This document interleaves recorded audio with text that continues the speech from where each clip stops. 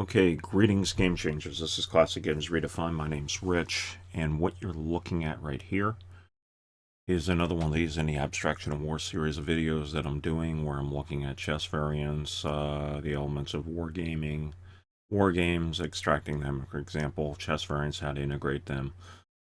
This video, we're doing one here, is I want to introduce the Chinese chess canon, actually Xiangqi. I believe it's the chess-like game in China, and to call it a Chinese chess is a little bit insulting to it, my personal thing, because it's a game unto itself. It developed independently, I believe, of the European chess that we had, and arguably has more of an interest, possibly more players playing it. But anyhow, that's just me talking. Anyhow, what we had here is there's a company called Aigo, I believe, in China, and this is a game they proposed to fuse chess with Chinese chess by the introduction of, if you see this down here, see that, and I'm also showing off here, I have a stack of 3 checkers. So if you manage to get colored checkers this way and you want to play with the Chinese chess cannon, this is one way to do it. You could also put a label on top to make it look like a cannon. But that's what we do here. And the object is exactly the same as chess. You're trying to checkmate the enemy king. Checkmate the enemy king. Is this right? Hang on a second. That's a queen. Let's make sure I got the board set up right. Interesting. This board is backwards, so the king should be on the other side, but anyhow, we'll go with it. But normally it should be something like this. And the king's there and the queen's there. The king's there and queen's there. But anyhow, let's roll with it. That's not important now. Apparently I had set up wrong, so not a big deal. But I want to show you what it was here. And I'll show you a bit of an issue with this here and a possible solution. Okay, let me explain how the Chinese chess cannon works. We're using a stack of 3 checkers that way. It captures differently than moves, although they're related. You would have the piece on the space here. It moves like a chess rook, orthogonally.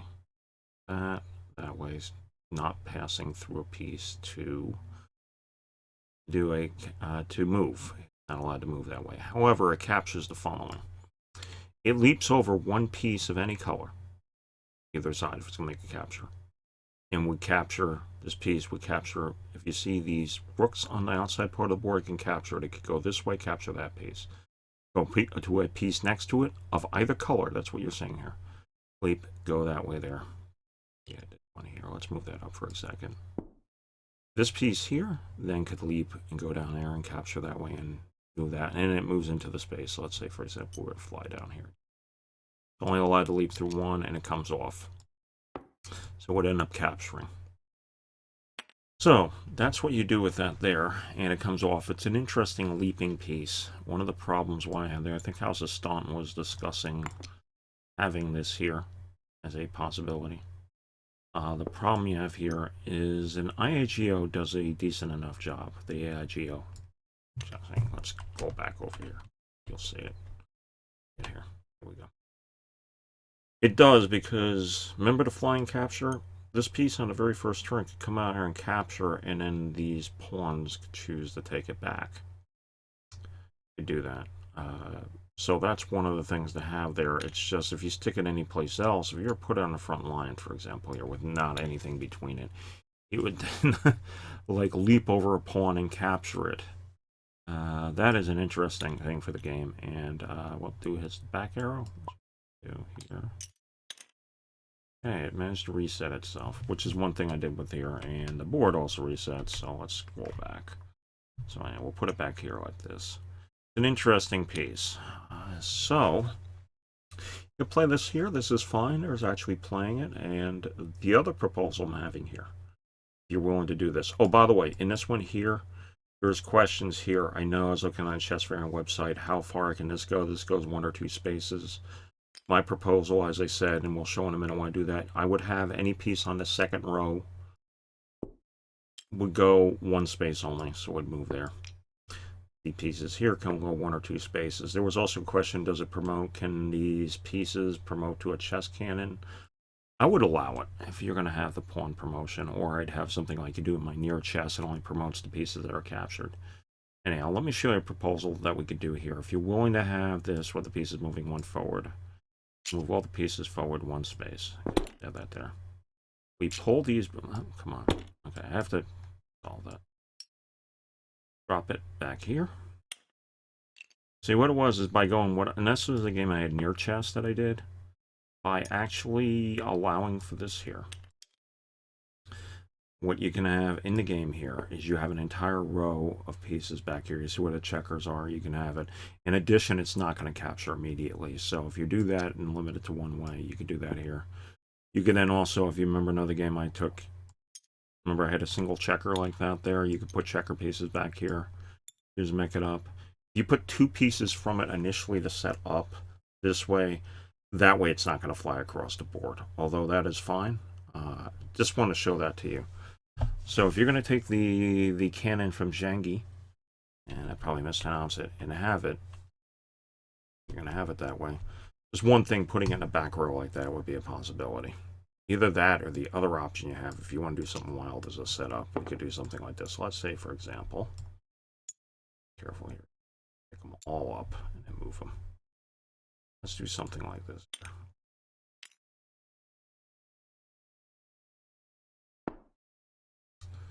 And doing something like this here. Here's another option you have. Let's put it here. Another option you have here, if you want to play something different, is you totally take pawns off the board. And with that here, I'll just knock them over a well. And then you put them here. This.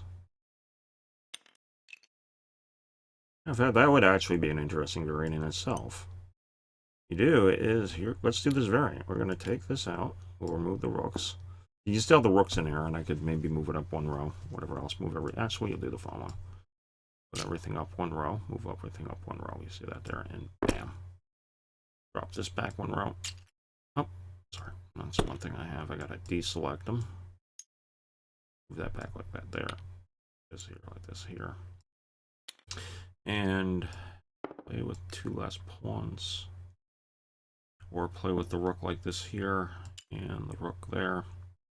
The other thing that happens here, be interesting, is that I don't know how good of an idea that is actually. But anyhow, the idea would be here that you have a free line. That is one possibility if you want to play around with it, but I think the other interesting bit would be just to have it. Do it like that there.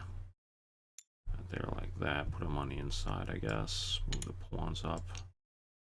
This here. I'm making this up on the go. So anyhow, you saw how the pieces move there. Do it like that there. Bring these to the inside. This is by having the 3 rows and limiting it. I could also then do the following. Let's do a figuration. We'll drop this back here. If you want to play with formations or whatever, this is actually one thing I could do simply for you as another option here for this up. And drop it there. See the shadow? I gotta drop it and take this here and there. Oh, look where it's highlighted. So anyhow, you have it that way. That would be another possibility. Some other things and just some ideas you could do. Come across that way. Anyhow, some ideas to play around with if you want. So anyhow, you could add the 3rd row. So I'm just showing that's another thing, move it to the outside, but if you put it behind a 3, that probably would take care of a lot of issues. So anyhow, okay, you know what? That's about it. I was just figuring I'd do the simple video here, showing how to do the chess cannon, which you have here, the Chinese chess cannon, which we can do by a stack of 3. Or if you want to do this, we can do the thing, Control C. If you want it even taller, we can go Control V. Now we have it being 6 pieces tall, and it's still shorter than the thing, and you grab all of them, and then you can move accordingly. I'll just take a stack of stackers bigger than 2, or however you have if you're doing anything with checkers, and do it that way. So anyhow, okay, that's it. It looks like this held together pretty well, so I'm going to be dropping out now. I do want to thank you for listening and watching here. Stay tuned for other videos like this here. We'll be doing someone. I just want to do a video explaining why why it's a good thing to integrate these different chess variants together and why it's important, why it matters, and why I'm doing this series here. Just to give you a heads up on this series, I'm probably going to be a lot of doing this, integrating of chess variants together. Then I'll probably branch out after getting some mileage and probably look at other things here. I have some ideas, as I said, for combining Risk with chess or something else. So anyhow, okay, that's it. I'm out. I do want to thank you for listening and watching. May your die always roll 5. And remember, don't hate the player.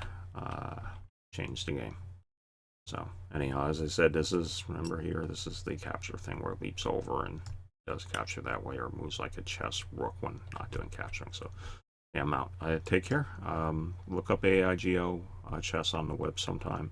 And that's it. Okay, I'm out. Take care. Thanks. Bye.